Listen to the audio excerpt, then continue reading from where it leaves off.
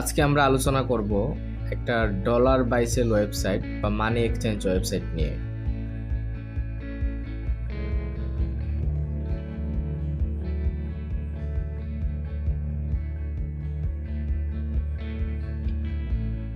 এই ওয়েবসাইটটিতে হচ্ছে রিজার্ভ, তারপরে হচ্ছে বাইসেল রেট, রিভিউ, তারপর হচ্ছে এখানে অ্যান্ড্রয়েড অ্যাপও, এটার জন্য একটা অ্যাপও করা আছে।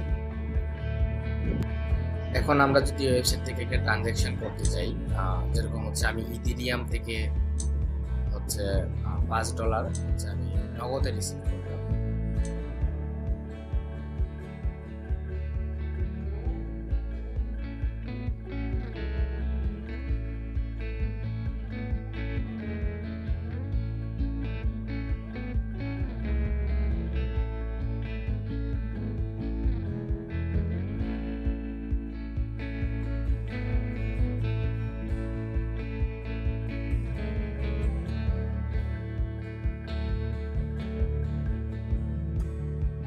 এখন যদি আমি এক্সচেঞ্জে ক্লিক করি, দেখুন আমাকে বলতেছে you must log in first to exchange. মানে আমাকে এগুলা লেনদেন করার জন্য অবশ্যই আমাকে প্রথমে একটা অ্যাকাউন্ট খুলতে হবে।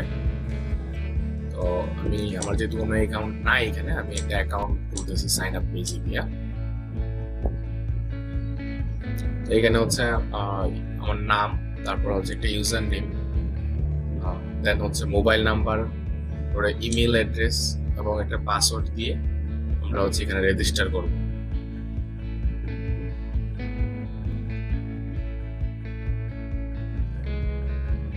তো রেজিস্টার বাটনে ক্লিক করার পর আমাদেরকে একটি পেজে নিয়ে এসেছে, যেখানে আমাদেরকে বলতেছে আমাদের মেইলে একটি 6 ডিজিটের ভেরিফিকেশন কোড পাঠানো হয়েছে, সেটা দিয়ে ভেরিফিকেশন করার জন্য। তো এখন আমরা আমাদের মেইলটা একটু চেক করি। দেখুন আমাদের মেইলে কিন্তু অলরেডি একটা ভেরিফিকেশন মেইল চলে আসছে, যেখানে গেলে আমরা হচ্ছে এখান থেকে আমাদের ভেরিফিকেশন কোডটি নিব।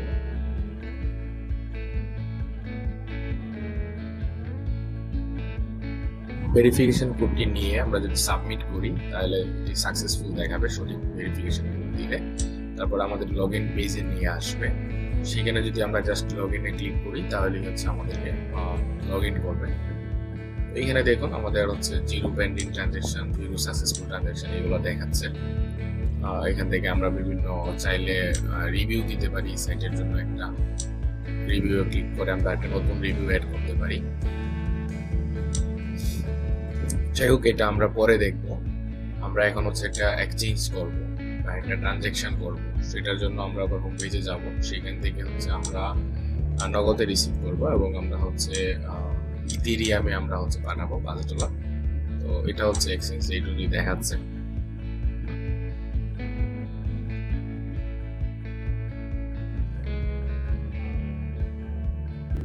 তারপর হচ্ছে আমি যে রিসিভ করব সেই নাম্বারটা এখানে দিব। তো নগদে রিসিভ করব, তখন নগদের একটা পার্সোনাল নাম্বার আমি এখানে দিব। তারপর হচ্ছে আমি টার্মস এন্ড কন্ডিশনে এগ্রি করব এবং দেন এক্সচেঞ্জ বাটনে ক্লিক করব।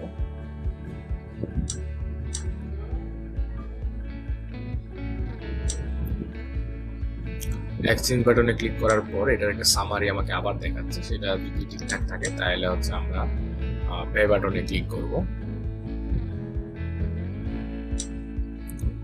পে বাটনে ক্লিক করার পর বলতেছে যে আপনি হচ্ছে আমাদের অ্যাড্রেসটা দেওয়া আছে, মানে সাইটের অ্যাড্রেসটা যেটা এডমিন প্যানেল থেকে এডমিন দিয়ে রাখবে, সেটাতে হচ্ছে আমি ইথেরিয়ামটা পাঠাবো। পাঠায়ে তারপর হচ্ছে যে ট্রানজ্যাকশন আইডিটা আছে সেটা হচ্ছে আমি এখানে দিয়ে তারপর হচ্ছে সাবমিটে ক্লিক করব।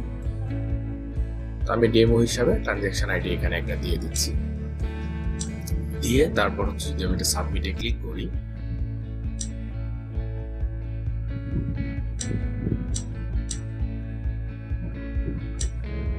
সাবমিটে ক্লিক করার পর দেখুন দেখাচ্ছে এখানে একটা ট্রানজ্যাকশন পেন্ডিং আছে, মানে আমি এইমাত্র যে ট্রানজ্যাকশনে করলাম সেটা পেন্ডিং অবস্থায় আছে। এটা এডমিন অ্যাপ্রুভ করবে, নগদে টাকাটা পাঠায় দেন হচ্ছে এটা এডমিন অ্যাপ্রুভ করবে। এখন আমরা এডমিন হিসেবে এই ট্রানজ্যাকশনটা অ্যাপ্রুভ অথবা ক্যান্সেল করার জন্য আমরা হচ্ছে এডমিন প্যানেলে চলে যাব এবং আমরা হচ্ছে এডমিন প্যানেলে লগ ইন করবো।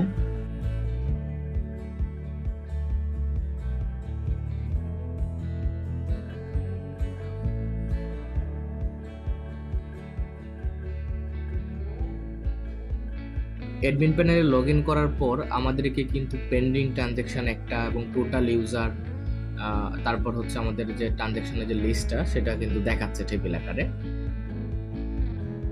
তারপর এখানে অপারেটর অনলাইন অফলাইন, তারপর হচ্ছে আরও বিভিন্ন সেটিং, যেগুলো হচ্ছে আপনি হোম পেজে ম্যাক্সিমাম কয়টা রিভিউ দেখাবেন, ইউজার যেগুলো রিভিউ দিবে আপনার সাইটের জন্য। তারপর আমাদের যে পেন্ডিং ট্রানজ্যাকশনটা রয়েছে সেটা যদি আমরা অ্যাপ্রুভ অথবা ক্যান্সেল করতে চাই, তাহলে হচ্ছে আমরা এটাকে ভিউ করতে হবে। ভিউ করে যদি এটা ঠিক থাকে তাহলে হচ্ছে এটা আমরা টাকাটা পাঠায় তারপর হচ্ছে আমরা এটা অ্যাপ্রুভ করে দিব।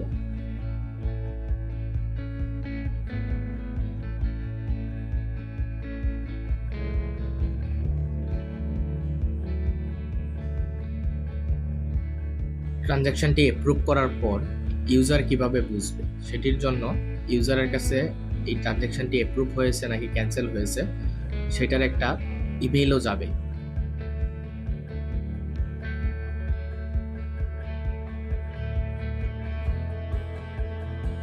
অতঃপর আমরা যদি ইউজারের ড্যাশবোর্ডটি রিফ্রেশ দিই তাহলে আমরা দেখব এই ট্রানজ্যাকশনটি অ্যাপ্রুভ হয়েছে।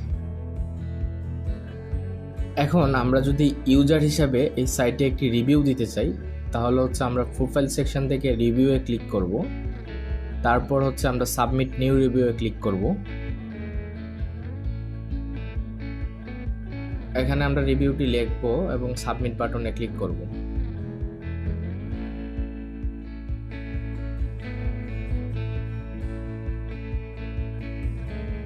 তারপর আমরা যদি আমাদের সাইটের হোম পেজে অথবা রিভিউ পেজে গিয়ে দেখি, দেখা যাবে এই রিভিউটি সাইটে কোথাও দেখাচ্ছে না, কারণ এটি অ্যাডমিন অ্যাপ্রুভের জন্য পেন্ডিংয়ে আছে। কারণ যে কেউ কোনো রিভিউ দিলেই সেটি সাইটে দেখাবে না যতক্ষণ পর্যন্ত না সাইটের অ্যাডমিন সেই রিভিউটিকে অ্যাকসেপ্ট করবে।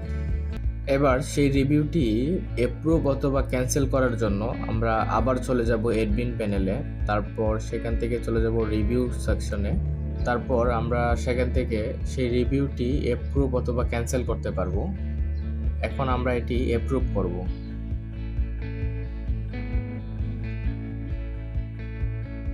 অ্যাপ্রুভ করার পর আমরা যদি আবার সাইটে ফিরে যাই তাহলে দেখব সেই রিভিউটি সাইটে পাবলিশ হয়েছে।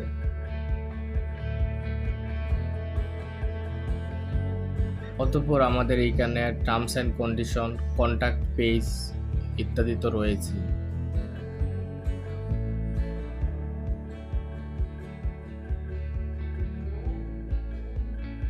এছাড়া আমরা চাইলে সাইটের কোনো ইউজারের প্রোফাইল থেকে তাকে ব্লক করতে পারবো। সেই ইউজার যতগুলো ট্রানজ্যাকশন করেছে তার সম্পূর্ণ লিস্ট আমরা এখান থেকে ফিল্টার করে দেখতে পারি। আমরা বিভিন্ন কারেন্সিগুলার আইকন প্লাস নাম পরিবর্তন করতে পারবো। আমরা আমাদের বাই এবং সেলের রেট প্ল্যান এগুলা চেঞ্জ করতে পারবো।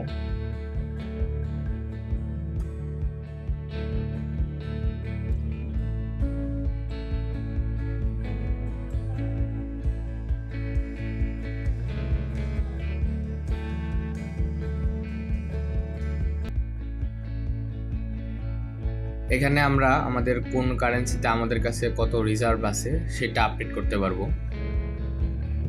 এখানে আমাদের ইউজাররা এক্সচেঞ্জ করার সময় আমাদের যে সমস্ত অ্যাকাউন্টে ইউজাররা হচ্ছে আমাদেরকে হচ্ছে টাকা পাঠাবে, সেটা হইতে পারে নগদ, বিকাশ বা যাই হোক, সেই অ্যাকাউন্টগুলোর ইনফো এখান থেকে আমরা আপডেট করতে পারবো।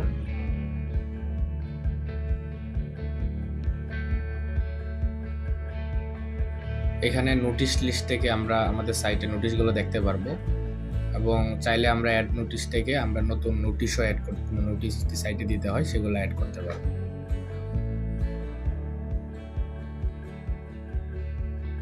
এখন আমরা অ্যাড নোটিশ সেকশন থেকে একটি নতুন নোটিশ অ্যাড করতেছি।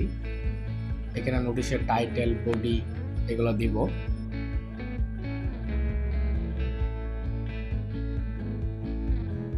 নোটিশটি অ্যাড করার পর আমরা যদি আমাদের সাইটে যাই তাহলে আমরা আমাদের সাইটে সেই নোটিশটি দেখতে পারবো।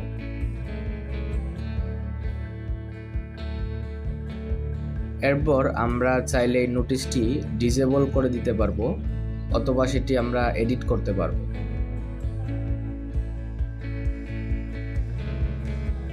নোটিশটি ডিসেবল করার পর আমরা যদি আমাদের সাইটে যাই তাহলে আমরা দেখতে পারবো আমাদের সাইটে সেই নোটিশটি আর পাবলিশ অবস্থায় নেই।